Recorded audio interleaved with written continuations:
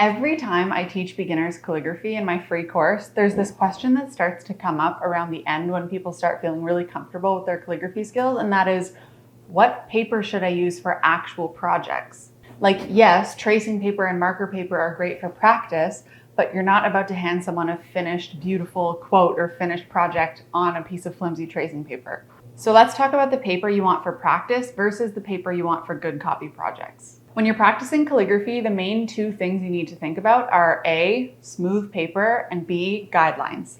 The guidelines make sure that your practice is actually consistent, and the smooth paper ensures that you're not ruining your brush pens as you're practicing. So basically you want one of these three things for practice. Marker paper. This stuff is basically made for brush pens. It's thin, it's smooth, your pens are gonna glide across it really smoothly. And a bonus point is that it's translucent, which means you can actually put it over top of worksheets and trace right through it. So all of my workbooks are really often used with marker paper over top. The next option is tracing paper, which is a similar idea. It's super thin, it's super see-through, it's smooth. It works really great for practice. It's a little less expensive than marker paper, but it's also usually a little less smooth. So it's not quite as nice on your brush pens, but it's still totally fine. And then lastly, Rhodia pads. So my personal favorite is Rhodia pads for doing drills and for doing calligraphy practice. And that is because they come with the guidelines built right in. So it's perfect for keeping your letters straight or your drills straight. It's also smooth as heck and there's no bleeding. And you also can put this over top of worksheets, and typically you can see through it a little bit. It depends how dark your worksheets are, but sometimes I have used this for tracing. It also comes with this grid pad or even in a dot pattern that's slightly less obvious, or it comes in lined or blank, whatever you want. I just really love Rhodia paper. So those are the big takeaways when it comes to practice paper. However, the whole point of this video is that we're talking about when you're done practicing and you want to make a real piece. You're obviously not going to make somebody their hand-lettered, their wedding vows or something on this piece of graph paper and hand it to them as a finished product. So this is where you would want something heavier, sturdier paper like a cardstock. My ride or die is this Strathmore Bristol smooth paper. There's a Strathmore Bristol vellum version, which is not what you're looking for. It's not as smooth. You want the one that says Bristol paper smooth surface. It's thick, it looks super pro, and the surface is really, really smooth.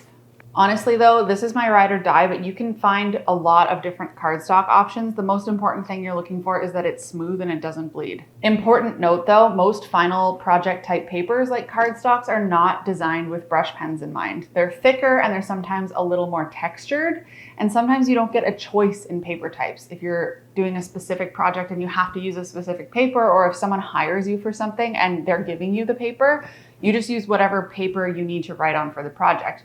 Which means, yes, you'll probably wear down your brush pens faster. And in these cases, you just kind of have to accept that you're going to use your pen in exchange for that fancy project.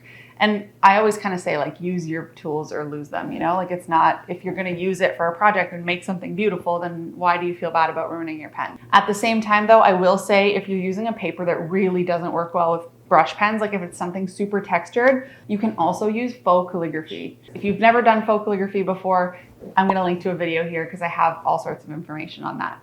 But the general rule of thumb is to look for smooth cardstock and always test it out before actually committing to it, because some of them are bleedy and won't super work. So if you can, get one piece of it and try it before you buy a whole pad. But also understand that when you're using cardstock and you're not doing practice and using practice paper, you are going to use up your brush pens. And my very last point on all of this is that just because you're ready to do a good copy project that isn't on practice paper with built-in guidelines doesn't mean you can skip using guidelines at all. In fact, please don't do that. That is the fastest way to end up with like a wobbly mess of hand lettering that you're not actually happy with.